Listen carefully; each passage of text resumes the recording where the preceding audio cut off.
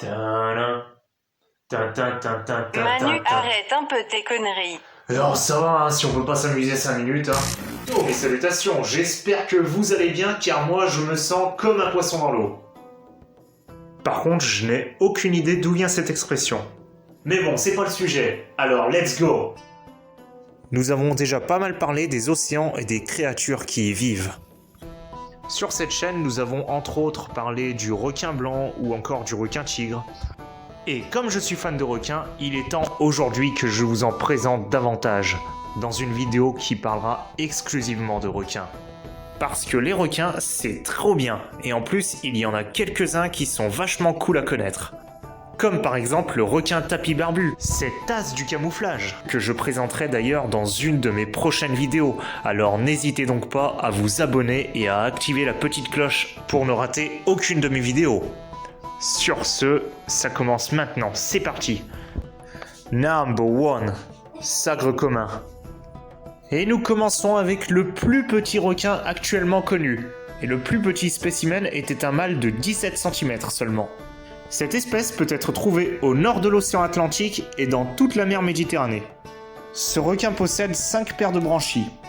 Il fait partie d'un groupe de requins nains appelé requin lanterne, tout simplement car ce requin est bioluminescent, ce qui lui permet de vivre dans des fonds marins peu éclairés. Il produit sa lumière grâce à des organes électroluminescents appelés photophores. Les plus jeunes se nourrissent généralement de petits poissons et de krill. Mais une fois adultes, ils vont plutôt s'attaquer aux calamars et aux crevettes. Le sagre commun est une espèce ovovivipare, ce qui veut dire que après quelques mois de gestation, les œufs éclosent dans le ventre de la femelle avant la mise bas, où la femelle aura une portée de 20 à 60 petits. Il évolue généralement à une profondeur allant de 200 à 500 mètres. Et plus ils vieillissent, plus ils se déplacent vers des eaux profondes. Aussi, ils ont une espérance de vie de 18 ans pour les mâles et 22 ans pour les femelles. Number 2, requin-baleine. Et nous passons du plus petit au plus grand de tous les requins. Et bien qu'il soit le plus gros, ses proies, elles, sont toutes petites. Et oui, car c'est du zooplancton. Pouvant mesurer jusqu'à 20 mètres de long et peser jusqu'à 34 tonnes, en plus d'être le plus gros requin, il s'agit aussi du plus grand poisson du monde. Ce requin peut être trouvé en océan Atlantique, Pacifique et Indien dans des eaux plutôt tropicales. On peut donc dire que c'est une espèce assez cosmopolite. Le requin-baleine a une espérance de vie d'environ 100 ans. Il est aussi le seul représentant du genre Rhincodon et de la famille Rhincodontidae. Il nage très lentement, à une vitesse pouvant aller de 1 à 5 km/h. Vitesse qui convient très bien à son tempérament doux, car le requin-baleine n'est pas du tout agressif et pas du tout dangereux pour l'homme. Comme quoi, c'est pas toujours les plus gros qui font le plus peur. Ah, par contre, vaut mieux l'avoir en photo qu'à table, hein, parce qu'il mange chaque jour près d'1 tonne de plancton. Bon appétit. Par contre, malgré leur vitesse de nage très faible, ils peuvent migrer sur de très longues distances. Ils sont ovovivipares et vont généralement se reproduire dans des eaux peu profondes. En plus de par leur grande taille, ils sont facilement reconnaissables par les points blancs qu'ils ont sur tout le corps. Number 3, requin-renard. Mais non, pas celui-là. Ce requin, à la forme assez allongée, peut atteindre jusqu'à 6 mètres de long. Mais il mesure plus communément 4 à 5 mètres. Ces requins sont facilement reconnaissables car le haut de leur nageoire caudale est extrêmement allongé. Ce requin peut être trouvé un peu partout, mais est plus présent près des côtes atlantiques, pacifiques et en Méditerranée. Il se nourrit généralement de petits poissons vivant en banc, tels les maquereaux ou les harengs par exemple. Il peut parfois aussi s'attaquer à de petits céphalopodes et occasionnellement à de petits requins. C'est un animal nocturne nageant en solitaire et pouvant parfois chasser en groupe. D'ailleurs, il est très rusé quand il chasse ses proies. Et justement, c'est ce qui lui vaut son surnom de renard des mers. Les requins de cette espèce vivent en moyenne jusqu'à 15 ans, mais il arrive en de rares occasions qu'ils aillent jusqu'à 30 voire 40 ans. Comme beaucoup d'autres requins, ils sont ovovivipares. Et de plus, ceux-ci pratiquent le cannibalisme intra-utérin. Ils nagent généralement proche de la surface, mais certains individus peuvent parfois descendre jusqu'à 500 mètres de profondeur. Leur grande queue peut à la fois leur servir pour nager à très grande vitesse, et elle peut aussi leur servir d'arme pour assommer leurs ennemis ou leurs proies. Number 4. Requin à pointe noire.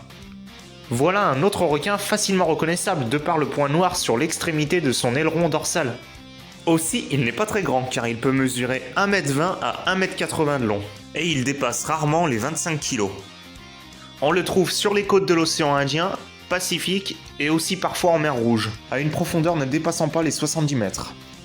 Il vit et chasse en groupe, se nourrissant de petits poissons, crustacés et céphalopodes. D'ailleurs, grâce à leur capacité de perception des courants électriques, ils peuvent repérer des poissons même s'ils sont bien cachés.